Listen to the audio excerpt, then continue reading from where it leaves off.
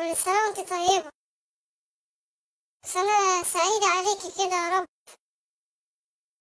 عدت سنة كاملة. شوف سبحان الله، والله سنة كاملة على خطوبتنا من غير ما يحصل أي حاجة، رغم الحاقدين الحاسدين اللي بيلعبوا في التيم. ما حصلش أي حاجة.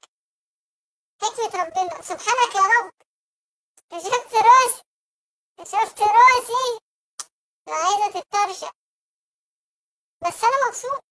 أنا كعسلية سعيدة والله. عدت سنة كاملة. شوف سبحان الله، والله أنا لحد دلوقتي مستغرب مش مصدق. سنة كاملة لا فيها لا مشاكل ولا زعل خالص، ولا نكد بعد الساعة 12 بالليل عشان بنفتح باقة من 2:30 بتاعت الجنين، ولا غيرة. أهم حاجة مفيش غيرة خالص. ربنا يستر والجواز بس ما يطرشقش. يعني احنا الحمد لله بفضل ربنا مكملين على رأي الثوار الأحرار. احنا كده مع بعض مكملين.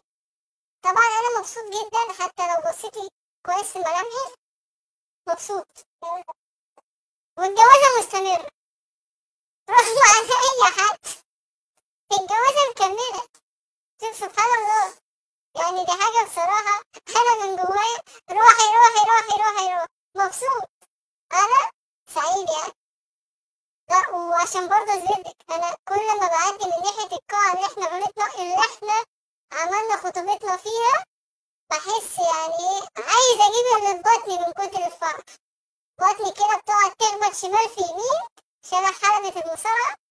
بتبقى مبسوطة كده، عايزة تطلع كده من جواها، تطلع تعبرلك عن سعادتها. اه والله العظيم. سامحنا يا رب. بس أنا مبسوط وانتي برضه أكيد مبسوطة. يعني احنا الاتنين بسيط فرحانين كده، مفيش أي مشكلة خالص، ولا حتى بنقول كفاية، ولا حتى مفيش زي ما بيحصل في أي مكان تاني عادي جدا. لا احنا مكملين، وده اللي أنا مستغرب له. يعني ده في حد ذاته سبحان الله.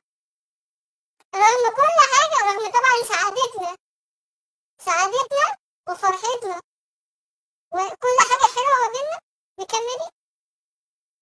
مفيش أي حاجة. بس